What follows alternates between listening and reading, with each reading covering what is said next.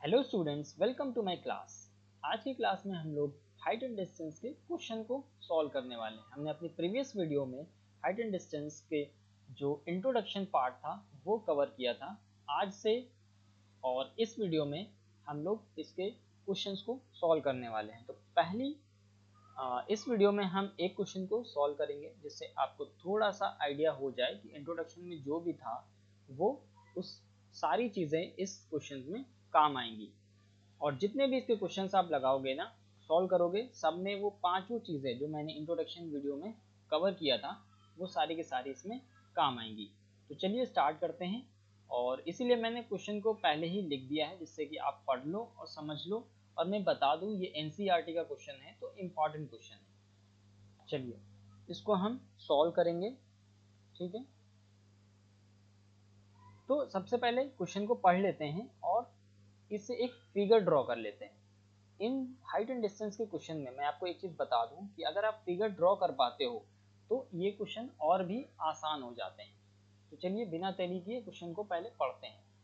Question दिया है an electric pole is 10 metre high. जैसे जैसे क्वेश्चन को आप पढ़ते जाओ वैसे वैसे आप इसका फिगर ड्रॉ करते जाओ, ठीक है। एक 10 मीटर का जो इलेक्ट्रिक पोल होता है वो दिया हुआ है, ठीक है। तो लेट से हमारे पास जो इलेक्ट्रिक पोल है वो ये रहा। सॉरी, ये तो कुछ इलेक्ट्रिक पोल टेढ़ा हो गया, ठीक है। ओके, इसको मैं डिलीट कर देता हूँ, फिर हम कोशिश करते हैं बनाने की, ठीक है। तो ये हमारा हो गया लेट से। ऑल राइट, ये भी टेढ़ा हो गया, सॉरी। मैं एक बार फिर से ट्राई करता हूँ।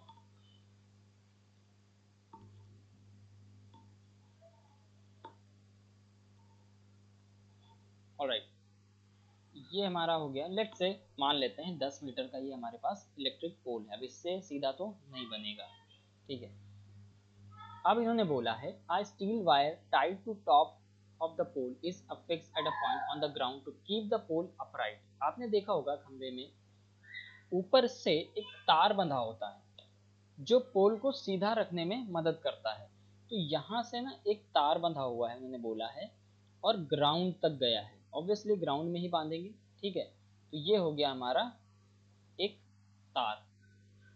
अब क्या बोला है, to keep the pole upright if the wire makes an angle of 45 degree with the horizontal through the foot of the pole, ठीक है। मतलब जो पोल का बिल्कुल पैर है, यहाँ पर होंगे उसके पैर, ठीक है, उससे जो है 45 डिग्री का एंगल बना रहा है, ठीक है। कितना बना रहा है, 45 डिग्री का। मतलब ये वाला एंगल कितने डिग्री का हो गया, 45 डिग्री का। तो हमसे पूछा है find the length of the wire, मतलब इस वायर की लेंथ पूछिए। तो लेट से पहले इसको हम नाम दे देते हैं। इस पॉइंट का नाम ए है, बी एंड ये सी। तो हमारे पास जो गिवन है वो क्या गिवन है, पहले लिख लेते हैं। हमारे पास गिवन है बी सी जो कि 10 मीटर है और एक एंगल दिया हुआ है। एंगल कितना दिया हुआ है, 45 डिग्री। अब ये एंगल कौन सा है, एंगल ऑफ एलिवेशन है या एंगल ऑफ डिप्रेशन है। तो ऑब्वियसली अगर हम ध्यान दें, हमने अपनी प्रीवियस वीडियो में जिसमें इंट्रोडक्शन पार्ट कवर किया था उसमें मैंने आपको बताया था कि एक ऑब्जर्वर होगा और एक ऑब्जेक्ट होगा। तो हमारा ये पोल था, यहाँ से टाइड है, तो हम यहाँ पर कहीं ऑब्जर्वर होगा हमारे पास, यहाँ पर, ठीक है। ये ऑब्जर्वर इस ऑब्जेक्ट को, मतलब यहाँ पर, ये क्योंकि ये वायर यहाँ पर फिक्स है तो यहाँ पर देखेगा। तो जब भी ऑब्जर्वर ऑब्जेक्ट को ऊपर की तरफ देखता है, मतलब अगर हमारा ऑब्जेक्ट ऊपर होता है, हमें ऊपर नजरें करनी पड़ती हैं, तो वो हमारा एंगल जो बनता है वो होता है हमारा एंगल ऑफ एलिवेशन। ये वाली जो लाइन हो जाएगी वो लाइन ऑफ साइट या हॉरिजॉन्टल लाइन हो जाएगी। और ये हमारा जो हो जाएगा, ये हम ऑब्जेक्ट को देख रहे हैं। तो इन दोनों लाइंस के बीच बनने वाला एंगल एंगल ऑफ एलिवेशन होता है। तो अब हमें पता चल गया कि एंगल ऑफ एलिवेशन कौन सा है, ठीक। अब इस चीज को हमें, मतलब इस लाइन को हमें निकालना है। ये हमारा वायर है। तो हमें पता है, ट्रिग्नोमेट्री में हमने पढ़ रखा है रेशियोज, साइन कॉस टैन, ठीक है। और इनके तीन और जो हैं ऑपोजिट वाले।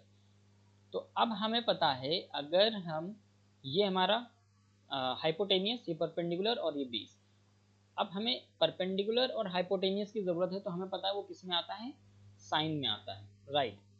तो हमें पता है sine theta is equal to perpendicular upon hypotenuse. मैं शॉर्ट फॉर्म में लिख रहा हूँ, ठीक है। अब साइन थीटा लग जाएगा, थीटा की जगह 45 दे रखा है, तो sine 45 is equal to perpendicular हमारा दिया है 10 और हाइपोटेनियस हमें नहीं पता है, तो हाइपोटेनियस हम ले लेते हैं, हमारा AC है, ठीक है। AC हमें फाइंड करना है, यहाँ पर मैं ऐसे करके लिख देता हूँ, AC हमें फाइंड करना है। तो साइन 45 की वैल्यू हमें पता है 1/√2। अब ये वैल्यूज पता होनी चाहिए इसमें, अदरवाइज आपको क्वेश्चन सॉल्व करने में डिफिकल्टी आ सकती है। और ये AC हमें क्योंकि फाइंड करनी है, अब हम क्रॉस मल्टीप्लाई कर दें, तो क्रॉस मल्टीप्लाई जब हम करेंगे तो AC की वैल्यू हमें मिल जाएगी 10√2। तो ये हमारा एक आंसर आ गया। अच्छा, किसी किसी बुक में ना अगर यहाँ पर ऐसे करके दिया है कि √2 इज इक्वल टू 1.414, आपको पता होगा √2 की वैल्यू होती है। अगर इस क्वेश्चन के आगे ऐसे करके दिया है, दैट मीन्स उसको आपको √2 की वैल्यू रख करके सॉल्व करना पड़ेगा, ठीक है। तब हमें जो आंसर मिलेगा वो मिलेगा 10 मल्टीप्लाइड बाई √2 की वैल्यू 1.414।